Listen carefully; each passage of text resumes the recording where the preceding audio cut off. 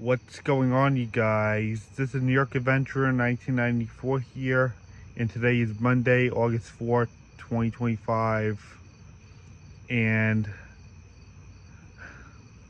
this is my first tropical update of 2025, and this is the first tropical update I'm doing for the first time since November 2024 because I haven't really felt like doing a tropical update in a while.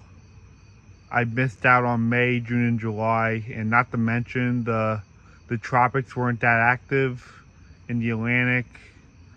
So I decided to wait until everything really cranks up for more tropical update videos. And now that we're in August, this is when things really start to ramp up. And this is what this video is about. The tropics are starting to ramp up. I'm sorry I didn't do any tropical updates this year. I've just been so busy, and I was trying to recover of what happened to me back in July. And without further ado, let's talk about the tropics. This is my first tropical update of 2025. I'm sorry I didn't do a hurricane season expectation video like I did in 2022 and 2024. I know this season is about to get really active. I know it was expected to be above average just like last year,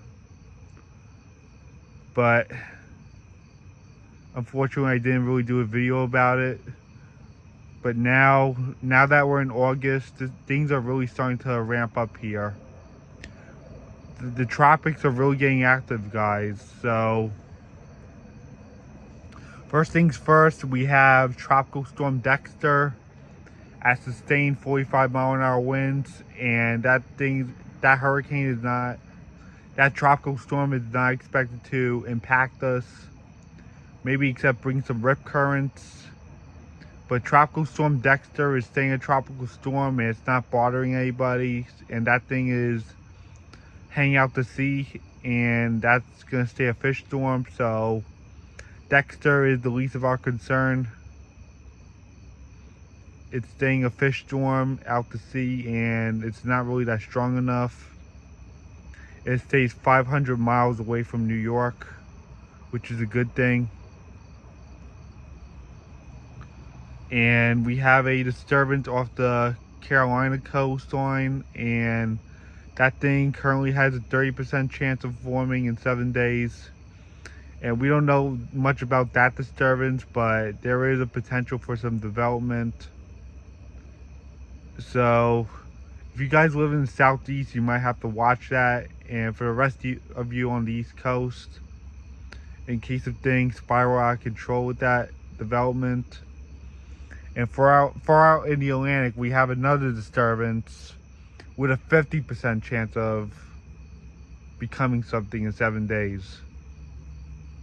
It has a 0% chance in 2 days, but a 50% chance in 7 days. That thing looks like it might recurve out to sea, but I'm not really counting on it just yet because anything could happen in 7 days. It might shift further west and might approach the United States, but we'll really have to watch that one and see where it goes. We'll have to watch it. I know it's showing that it might go out to sea in 7 days, but I'm not ruling it out completely because that might change, and there's still a potential it might approach the US or the Caribbean. So we'll have to definitely keep an eye on that. Hopefully, best case scenario, that storm stays a fish storm.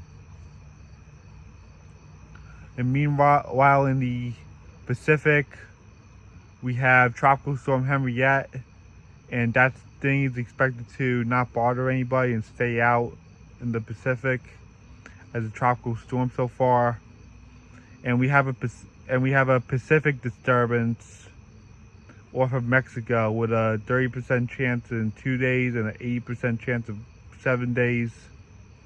So if you guys live south of Mexico, you need to really watch that one.